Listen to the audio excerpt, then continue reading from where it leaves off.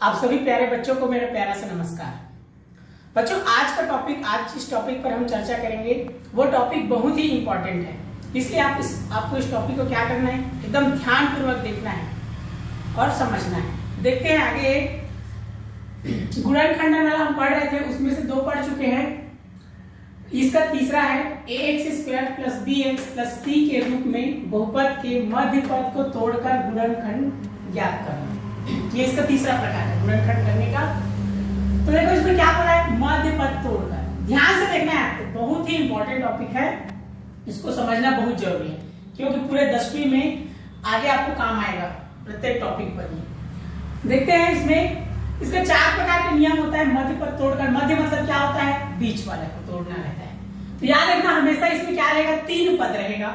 जैसे कि यहाँ पर देखो 1, 2 और ये 3 पद है, तभी बीच वाला पद को हम तोड़ सकते हैं। तो इसके 4 प्रकार के नियम है। देखो नियम पहले याद रखना, पहला क्या है प्लस प्लस, दूसरा है प्लस माइनस, तीसरा माइनस प्लस और चौथा क्या है माइनस माइनस। इस पर आपको ध्यान देना है। तो प्लस प्लस से कहने का मतलब उसमें पूरा प्लस रहेगा। ये प्लस प्लस लिखा है कि अगला 2 पद के लिए, जैसे इसमें 3 पद लिखा है, पहला, दूसरा, तीसरा, इसमें 3 पद होना जरूरी है मध्य पद तोड़ने के लिए। याद रखना कितना पद, 3 पद रहना जरूरी है, तभी बीच वाले को हम क्या करेंगे, तोड़ पाएंगे। मध्य पद को तोड़ना है।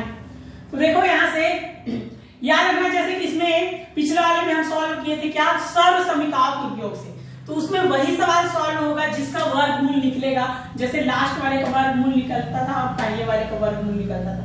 लेकिन इसमें ऐसा सवाल मिलेगा मैक्सिमम आपको जिसका वर्गमूल मतलब दशमलव वाला होता है, समझ लो।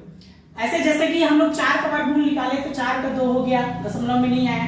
इस प्रकार किसमें नहीं रहेगा। अब बताओ 6 का वर्गमूल अभी निकलेगा क्या, इसमें बिना दशमलव वाला नहीं निकलता। तो इसलिए क्या करेंगे, देखो जिसका वर्गमूल नहीं निकलता है उसको हम कैसे करेंगे, मध्य पद तोड़ कर बनाएंगे। तो यहां से देखना, जैसे कि ये 5x है, बीच वाला 5x है, सबसे पहले करना गुणा करना। देखो यहाँ x² का गुणांक कितना है, देखो x² यहाँ देख लेना पहले इसके अंक, यहाँ पर कितना रहता है, कुछ नहीं मतलब 1 रहता है। तो याद रखना हमेशा ये 1 और ये लास्ट वाले का, ये x² का गुणांक और ये लास्ट में क्या है, अचर राशि। ध्यान से इसको देखना है, आपको बहुत आसानी समझ में आएगा। पहला इसको देखना है आपको, x² में जो गुणांक है कुछ नहीं है मतलब 1 रहता है, और लास्ट में जो संख्या है उन दोनों का आपस में क्या होगा, गुणा। ध्यान से देखोगे, पहला में देखो कुछ नहीं मतलब यहाँ 1 है, और लास्ट में जो भी संख्या है इन दोनों का क्या होता है, आपस में गुणा। नियम को आपको ध्यानपूर्वक देखना है। तो देखो 1 और 6 है, इसका पहले गुणा करेंगे। 1 गुणा 6 बराबर कितना आ गया, 6। अगर मान लो 1 के जगह में ऐसे रहता 2x² रहता और यहाँ पर 6 रहता, 2 छक्के कितना हो जाता, 12। अगर 3 रहता 3 छक्के 18, अगर 4 रहता 4 छक्के 24। इस प्रकार इसको पहले क्या करना रहता है, गुणा करना रहता है। पहला नियम क्या करना है, गुणा। उसके बाद देखना है जो भी उत्तर आएगा, जैसे ये 6 आया तो हमें इसके बाद ऐसा 2 संख्या लेना है जिसको गुणा करने पर क्या आना चाहिए, 6 आना चाहिए। ऐसा 2 संख्या। आप देखो उसके लिए आपको क्या करना पड़ेगा, जैसे लेंगे मान लो 1 गुणा 6 की, देखना ऐसे लिखना है 1 से लेकर 10 तक गिनती, 1 2 3 4 5 6 7 8 9 10, ऐसे 10 तक गिनती लिख लेना। अब देखो ऐसा 2 संख्या लेना है जिसको गुणा करने पर क्या आना चाहिए, 6। तो देखो लेते हैं 1 छक्के 6 ले लिए, और लेना क्या होता है, 2 तिया 6, 3 दूनी 6। उसके बाद और किसी पहाड़ा में 6 आएगा क्या, नहीं आएगा। यहाँ पर देख लेना, इसमें 4 पहाड़ में नहीं आता, 5 में भी नहीं आता, 6 में आता है। 6 का क्या होता है, 6। इसको देखना है किसके किसके पहाड़ा में वो अंक आता है। जैसे 6 आया तो किसके पहाड़ा में आएगा। तो देखो 1 के पहाड़ में 6 आया और 6 के पहाड़ में 6 आया। अब देखो यहां से उसके बाद ध्यान देना है, ये सब डबल डबल है, देखो 2 संख्या हो गए 1 और 6।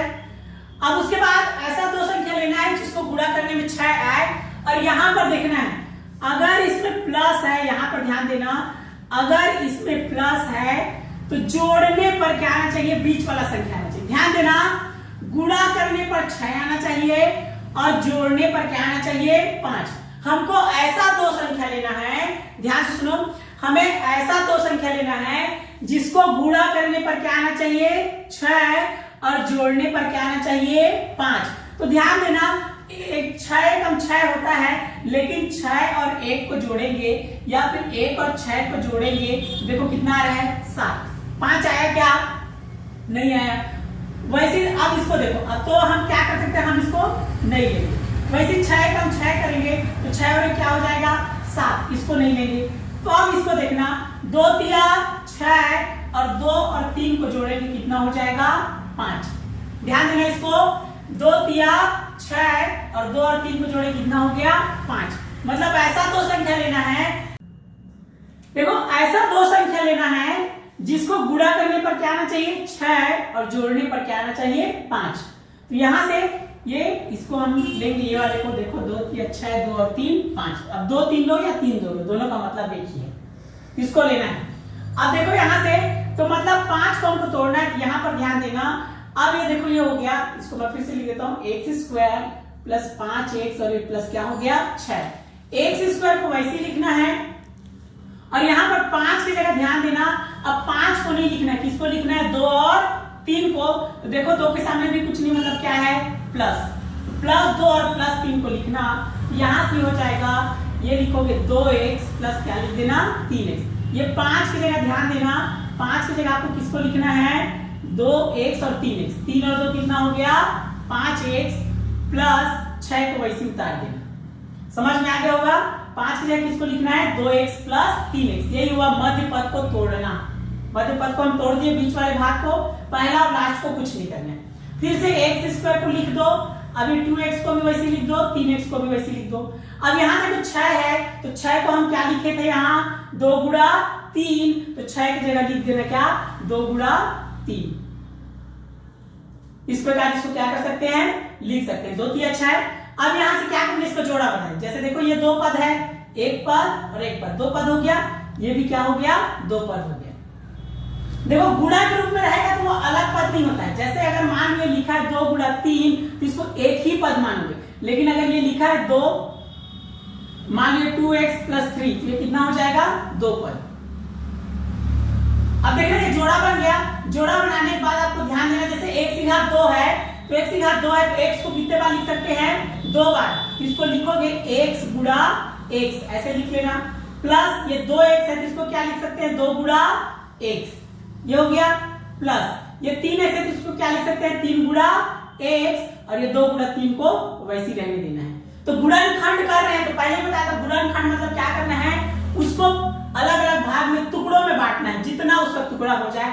जैसे x की घात 2 है तो x को 2 बार लिख दिए, अगर x की घात 3 रहता तो x गुणा x 3 बार लिखते। पूरा टुकड़ों में उसको विभाजित करना है। तो अब यहाँ देखो हम क्या करेंगे, इसका उभयनिष्ठ निकालेंगे, कॉमन निकालेंगे। तो कॉमन कैसे निकलेगा, देखो जो दोनों साइड रहेगा एक जैसे, वही कॉमन निकलेगा। तो ध्यान देना, इधर x है और इधर भी x है, ये क्या हो जाएगा कॉमन निकल जाएगा। अब इधर 2 है, इधर 2 है, क्या नहीं है, वो कॉमन नहीं निकलेगा। तो यहाँ क्या बच गया x और यहाँ क्या बच गया 2, जो बचा उसको लिख देना। अब यहाँ पर प्लस है, चिन्ह पर ध्यान देना, अगर प्लस है तो क्या लिखोगे प्लस। अब दोनों में देखो एक जैसे क्या है, देखो यहाँ 3 है तो यहाँ भी क्या है 3, तो दोनों का क्या हो जाएगा, इसको एक बार लिख देना, 3 को कॉमन निकल जाएगा। अब इधर x है तो इधर x है क्या, इधर 2 है तो इधर 2 है क्या, नहीं है, तो उसको वैसे उतार देना x प्लस 2। एक चीज और ध्यान देना, ये वाला अगर यहाँ पर x प्लस 2 आया है तो यहाँ भी x प्लस 2 ही आएगा। अगर एक जैसे नहीं आया मतलब वो क्या है गलत है। तो अब ये दोनों को एक बार लिख देना, x प्लस 2 को एक बार लिख दिए। अब यहाँ पर क्या बच गया, इन दोनों कितने बार लिखोगे एक बार। ध्यान देना दोनों को एक बार लिख रहे हैं। उसके बाद यहाँ पर क्या बचा x और यहाँ पर क्या बचा प्लस 3। यही क्या है इसका मध्य पद तोड़कर ये इसका गुणनखंड हो गया। ये क्या है आपका आंसर है। फिर इसको समझाने के लिए यहाँ मैं अंडरलाइन किया हूं, उसके बाद चाहो तो इसको ऐसे मिटा सकते हो। ये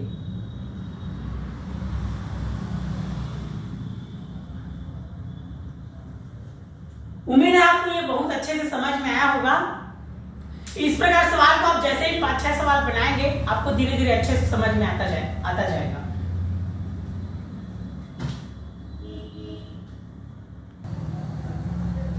देखो ये आप लोग के लिए गृह कार्य है, इसको क्या करना है आपको सेम देखो, ये सभी प्लस वाला है।